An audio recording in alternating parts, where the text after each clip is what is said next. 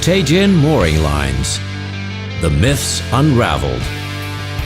This time, the impact of UV on mooring lines. The myths about mooring lines that need to be addressed. We're here to put them to the test and find out if they're real. You've got white ones, yellow ones, blue ones, and green ones. All kinds of mooring lines to secure a ship to a port. There's no better way than securing a ship than with mooring lines. We all think the heavier the mooring line, like this steel one, the stronger it is. But that's not only a myth, because when one of these heavy mooring lines snaps, you better not be near it.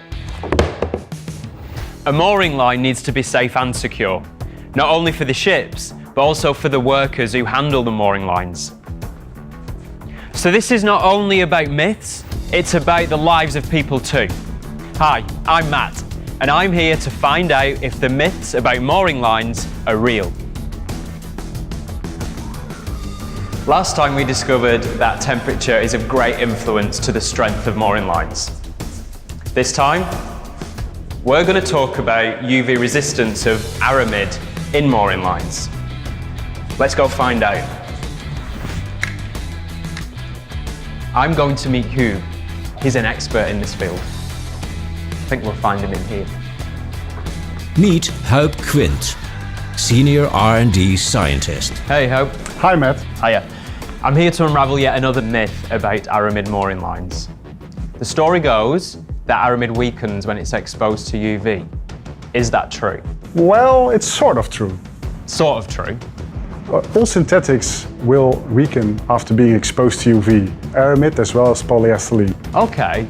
Could you explain that a bit more? If you expose one single fiber, you will see an effect of being exposed to UV. But we never use a single fiber, right? Let me show you what I mean in a simple test. Okay, great. Yeah. Matt, I want to show you our UV test box. Great. And how long will it take? Actually, these single yarn fibers have been exposed to UV light for more than 1,000 hours. Wow. So these will get compared to the ones which haven't been exposed? Exactly, we will test them both. Meet Egbert Bottema, R&D co-worker. So let's start with the single aramid yarn bundle and see what happens with its strength.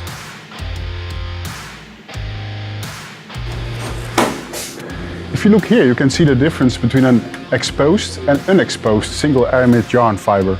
Yep. Although there's some effect of the UV light, the aramid fiber is still quite strong as compared to other materials. But like said before, we don't use a single aramid yarn bundle as a mooring line, of course. Show me the real stuff.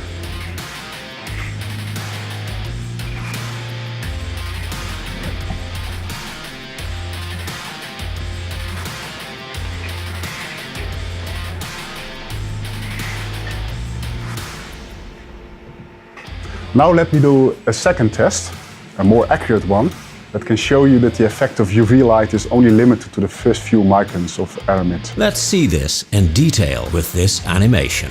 We'll take a braided mooring line and expose it to hours and hours of concentrated UV light. When we zoom in, we can see the rays penetrating the mooring line. But as we can see, only the mooring line's thin outer layer is affected. Okay, again, tested in comparison to unexposed braided aramid rope. Exactly, we will test both ropes, an unexposed rope and an exposed rope.